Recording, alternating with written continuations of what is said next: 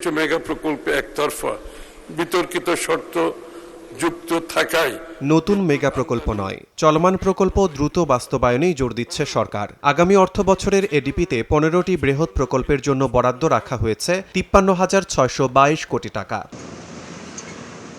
সর্বোচ্চ বরাদ্দ পেয়েছে রূপপুর পারমাণবিক বিদ্যুৎ কেন্দ্র প্রকল্প।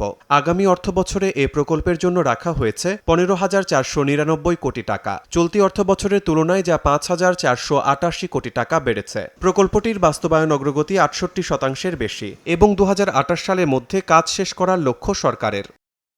দ্বিতীয় সর্বোচ্চ 7,350 কোটি টাকা বরাদ্দ পেয়েছে দেশের প্রথম পাতাল রেল প্রকল্প এমআরটি লাইন 1। বিমানবন্দর থেকে পূর্বাচল পর্যন্ত এই রুটে বর্তমানে ভূমি উন্নয়ন ও ইউটিলিটি স্থানান্তরের কাজ চলছে। 2030 সালে প্রকল্পের কাজ শেষ করে সেবা দেওয়ার লক্ষ্য নির্ধারণ করা হয়েছে।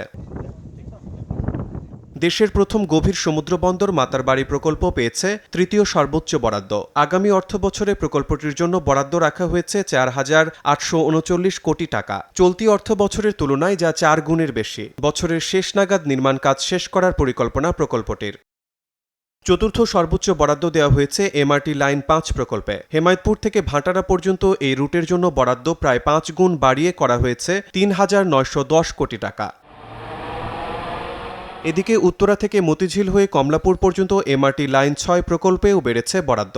আগামী অর্থবছরে প্রকল্পটির জন্য রাখা হয়েছে 1,900 কোটি টাকা। লক্ষ্য স্বল্প সময়ে যাতায়াত স্বস্তিদায়ক করতে দ্রুত কমলাপুর পর্যন্ত মেট্রো রেলের বাণিজ্যিক কার্যক্রম চালু করা।